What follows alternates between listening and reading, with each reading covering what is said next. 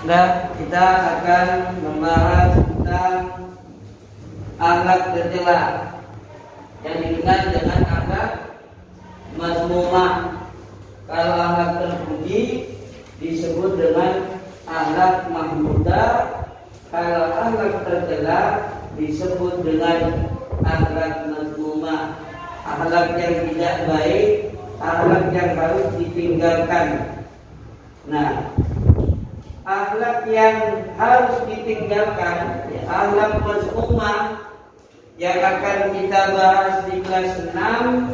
Yang pertama yaitu marah, yang kedua yaitu fasik, dan yang ketiga yaitu apa? Ilustrasi. Nah, kita bahas satu persatu. Apa itu marah?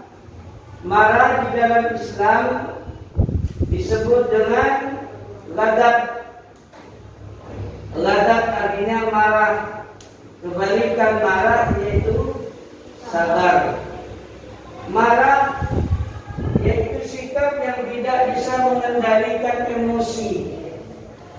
Marah yaitu sikap yang tidak bisa mengendalikan emosi. Nafsunya yang dikedepankan. Marah inilah yang tidak dibolehkan di dalam Islam. Apakah semua marah itu dilarang? Tidak. Ada juga marah yang dibolehkan, yaitu marah bukan karena hawa nafsu. Marah satu yang pertama ketika agama kita dihina, agama kita diinjak-injak. Itu marah yang pertama. Itu dibolehkan, bahkan itu harus marah. Kalau kalian punya agama Islam kemudian dilecehkan, lalu kalian tidak marah, berarti kalian itu tidak memiliki agama yang kuat, tidak memiliki keimanan yang kuat.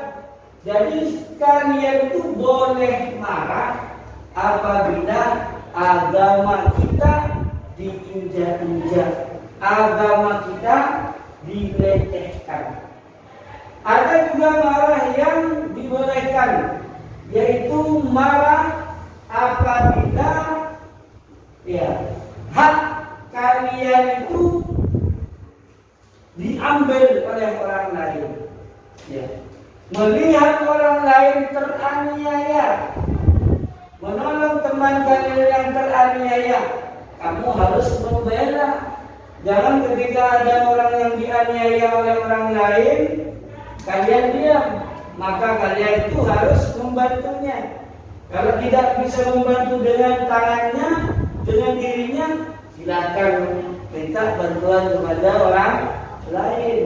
Kalau misalnya teman kalian itu diganggu oleh orang, dianiaya oleh orang jahat, kamu tidak bisa mampu untuk menolongnya, maka panggillah yang berwajib. Siapa itu? Bagian kepolisian atau TNI atau aparat setempat. Nah, itu marah yang dibolehkan di dalam agama. Jadi marah yang seperti itu bukan karena marah nafsu, tapi karena marah karena membela hak. Apa hak kita? Hak untuk hidup. Marah apabila agama kita dilecehkan, karena kita punya hak untuk memilih agama yang kita yakini. Jadi marah itu tidak semuanya marah dilarang, ada juga marah yang dibolehkan. Kenapa marah itu dibolehkan? Kalau marah terhadap agama kita yang dilecehkan, atau kita marah kepada teman kita, keluarga kita yang dianiaya, itu berarti bukan karena nafsu, akan tetapi itu adalah marah yang harus kita lakukan. Kenapa? Itu hak kita, hak beragama dan juga hak untuk hidup dengan baik, hak hidup dengan tenang. Nah, anak-anakku, coba kalian lihat di buku LKS-nya halaman 46. Di situ ada berbagai macam ciri-ciri orang yang marah. Biasanya orang marah dari fisik, mukanya merah. Ini marah yang sudah tidak terkendali. Ini marah yang biasanya nafsu, ya. Marah gara-gara bukunya hilang, padahal bukunya ketinggalan di rumah. Ya, marah kepada temannya karena ketika ujian minta jawaban tidak dibolehkan atau nggak ada temannya yang ngasih jawaban, marah. Itu marah karena emosi, karena marah karena nafsu. Itu marah yang tidak dibolehkan biasanya. Atau marah ketika rebutan sesuatu, misalnya rebutan buku, rebutan pulpen, rebutan sapu, atau rebutan yang lain sehingga terjadi perkelahian.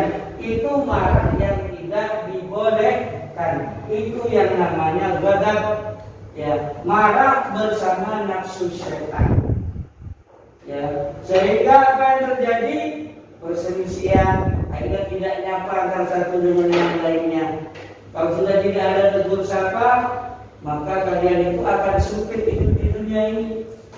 Yang terang menjadi gelap, yang luas menjadi sempit gara-gara pertengkaran kalian dengan temannya.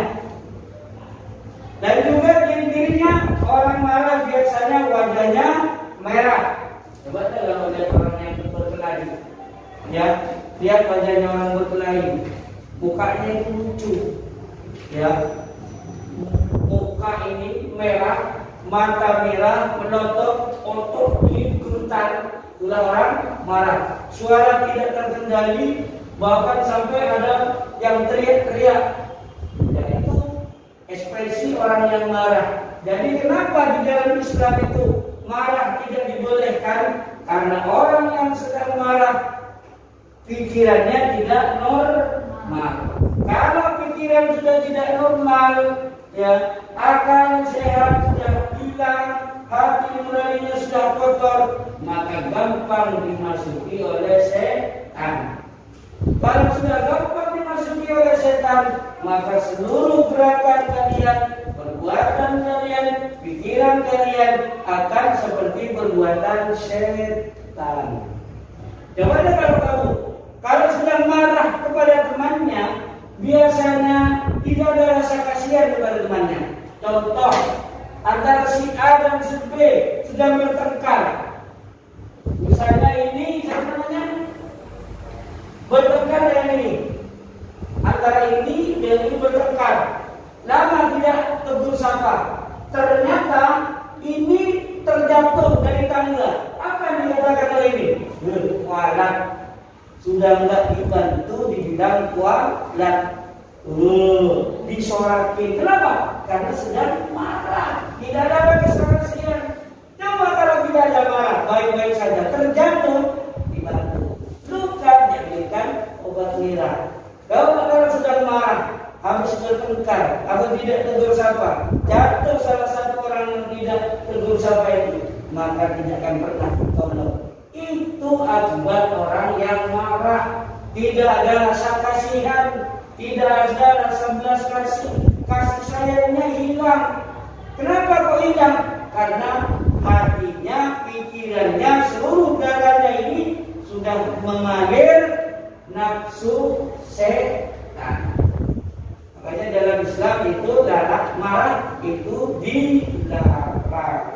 Tapi marah ketika agama kita diinjak-injak, agama kita dihina, maka itu amarah yang harus mengalir dalam darah kita. Ada teman kalian dianiaya, maka kita harus marah untuk membantunya, ya kan? Itu bukti kekerabatan kasih sayang kalian di antara yang lain. Jadi itulah yang disebut dengan marah. Boleh marah asalkan marah bukan karena amarah hawa nafsu untuk kepentingan pribadi. Di dalam surat Al-Imran dilihat itu ayat 134, alladzina yunfiquna fis-syarra'i wad-dharra'i wal-kadhibina al-ghaidha wal 'afina 'anil nas wallahu yuhibbul muhsinin. Jadi orang yang berinfak itu baik waktu lapang maupun sempit, dan orang-orang yang menahan amarahnya dan memaafkan kesalahan orang lain. Dan Allah menyukai orang yang berbuat kebaikan. Jadi orang yang baik itu orang yang bisa menahan hawa nafsunya, menahan rasa amarah, karena amarah itu bersama sifat setan. Dan sekarang pertanyaannya, bagaimana caranya agar kita untuk menghindari sikap marah? Ya, menghindari sikap marah, maka kita harus membiasakan diri untuk selalu memaafkan kesalahan orang lain. Kita harus yakin bahwa manusia itu khata' wa nisyan. Manusia pasti berbuat salah dan lupa. Kalau ada manusia yang tidak pernah salah atau tidak pernah lupa, berarti dia malaikat. Jadi salah dan lupa itu sudah biasa.